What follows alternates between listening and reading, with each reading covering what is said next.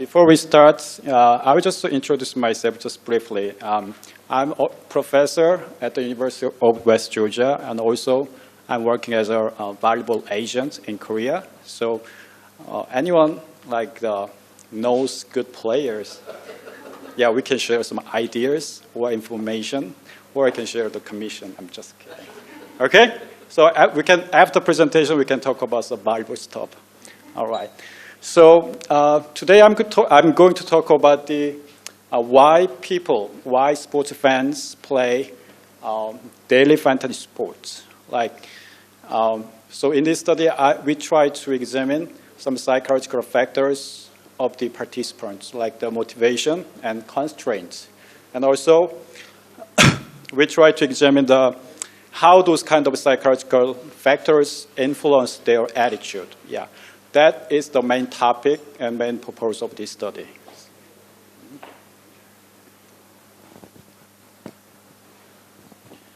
Okay, first, let's talk about what is the daily fantasy sports. So, how many of you guys in here play the traditional fantasy sports?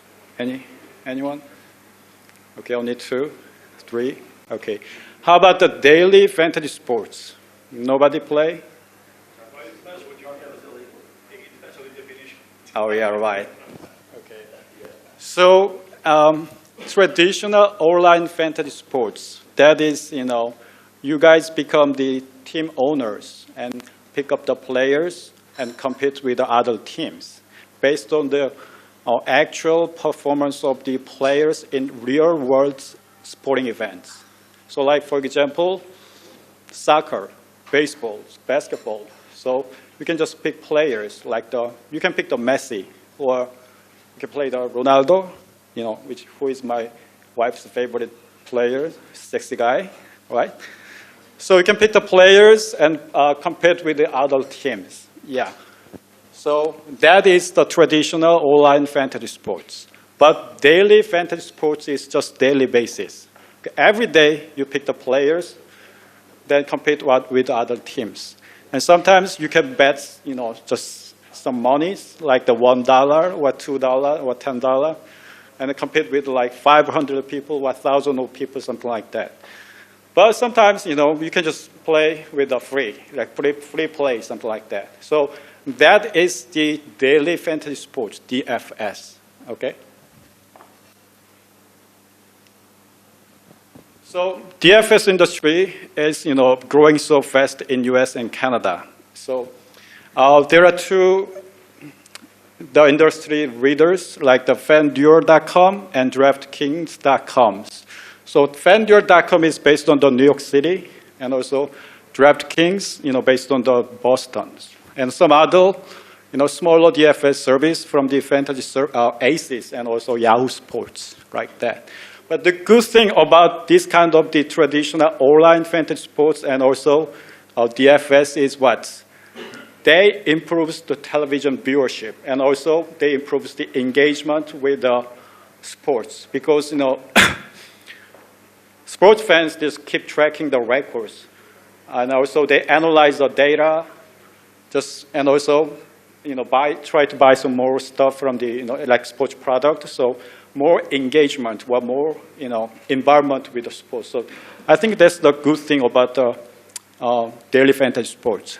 But there is some problem, like the legal issues always. So some people think that that's the gambling, because they place some monies like that. I play sometimes, so I don't want to talk about the legal issues in here. Okay. All right, so just skip the legal issues here. That's not the main topic in here, okay? So there are many efforts to identify sports fan motivation or traditional online sports fan motivation. And also, recently, the sports scholars, they focused on to identify online sports consumption behaviors. And also, even though the incredible growth of the fantasy sports industry, there has been just few studies about examining the psychological factors of fantasy sport participants or daily fantasy sports participants like that. And also, I believe that constraint factor is another important factor to participation for sports. So in previous research, there was some negative and significant relationship between participation and constraints like that. So the main purpose of this study is to develop the reliable and valid measure of the daily fantasy sports motivation and constraints. And also we will examine how these motivation and constraints influence participants' attitude. So that is the main purpose of this study.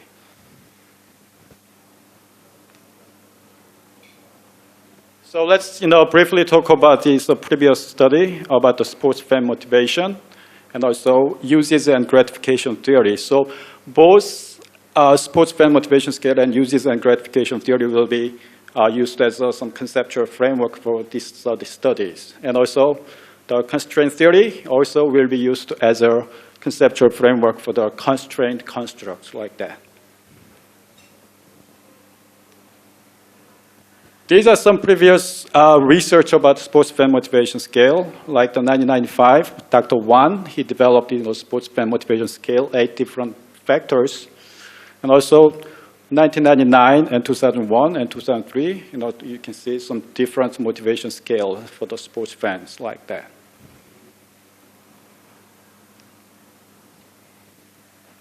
And also uses and gratification theory can be very effective framework, conceptual framework to identify the internet users' behavior because the internet has the high level of the user activity. And also the main assumptions about the uses and gratification theory is, people, they are very, goal-directed or purposive, and they are very active communicator, and they are aware of some kind of, their needs and chooses, something like that. That is main assumption about the uses and gratification theory. And here is some example in the previous research about the uses and gratification theory. So internet motivations, like the searching or information, communication, and socialization for internet motivation, something like that.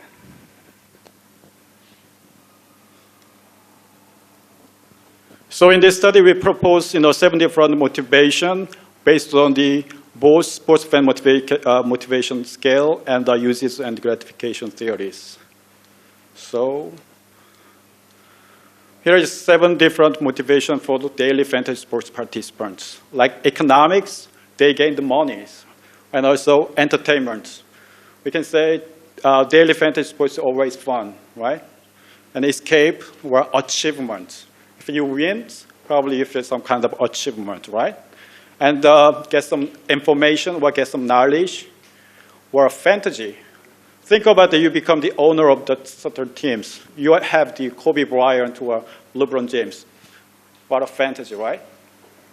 And pastime, it's pastime like that. So we have 7 different motivations for the daily fantasy sports participants. The next one, just briefly talk about the previous research about the constraint theory. So here is 3 different types of constraints developed by Crawford and Guppy, 1987. So intrapersonal, which means individual psychological state or attributes like stress or anxiety or attitude that might inhibit participating. The next one is interpersonal, like social interaction with the friends, family, or others. The last one is structural constraints, which means interviewing factors between preference and participation, like such as economic resource or time and accessibility, like that.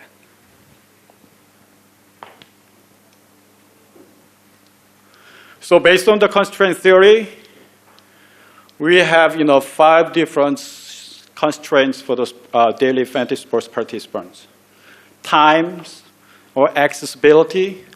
Like for my case, I don't want to make another account for the FanDuel.com or DraftKings. That's why I don't play the FanDuel or DraftKings, something like so. Accessibility issues like that. A lack of interest. We don't know what's the daily fantasy sports, so lack of knowledge, so that's why we don't play the fantasy sports. A lack of partner, because no friends to play together, that's why we don't play. And lack of the information, like that. Yeah. So we have the 5 different constraints for the daily fantasy sports participants. The sample was 117 from the undergraduate students in certain university in US. Yeah, it's kind of not that many. The survey questionnaire was composed of 4 sections: motivation items, and also constraints and attitude, and also demographic items. It was the online survey, so we give students some credits, so we kind of demotivating students to participate in the survey. Also, the survey questionnaire was developed by the professors in the sports management areas, and used 5-point Likert scale, ranged from the strongly disagree to strongly agree, like that. Let's talk about the data analysis using the SPSS 19 for the descriptive stats, or CFA, and structural equation modeling to identify the relationship between the psychological factor and the attitude, something like that. Okay, here is the results. Almost like 90% was male participants. Only 15 students was the female. Yeah, 12%. And freshmen, sophomore, and also 62% play daily fantasy sports 1 to 30 minutes in a typical day. Yeah. Also 41% watch or read sports news many times a day.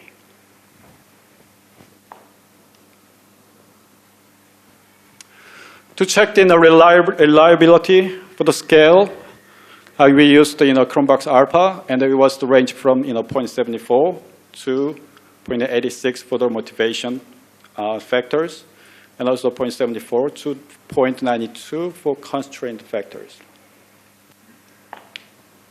And here is the SEM structural equation modeling results. The model fit was just good, and all the factor loadings and all the past coefficient was balanced. And also, more important thing is there was the positive and significant relation between motivation and attitude, and also negative and significant relationship between constraints and attitude. Okay. So we found 7 motivation and 5 constraint factors has been identified as important factors and support the findings of the previous research. And also, fantasy and achievement shows high factor loadings, and also time was has the high factor loading for the constraints. Yeah, and positive and significant relationship between motivation and attitude, and negative and significant relationship between constraints and attitude toward daily fantasy sports participations. There were some limitations. Because of the sample size was 112, it was pretty low. But usually for the structural equation modeling, we need at least 250 sample size. And also another problem was because most of the undergraduate students, they don't play daily fantasy sports. That's the problems. But usually, some people, sports fans, who use the FanDuel.com or DraftKings, they bet a lot of money, and they are so experts about the daily fantasy sports. So they have more like the economic purpose, get the money from this kind of games like that. So next time, in the future study, we can use some different population with, different probably, scale. And also, I think this study and this scale, it was helpful to understand, some psychological factors of the, daily fantasy participants, and also daily fantasy sports phenomena like that. And this is just preliminary study, and this is more like, academic studies, but we can just develop this study for the more practical. So probably you can use, examine how those kind of their attitudes influence their online consumption behavior, or how, those kind of their like the psychological factors influence the television viewership or engagement with the sports, something like that.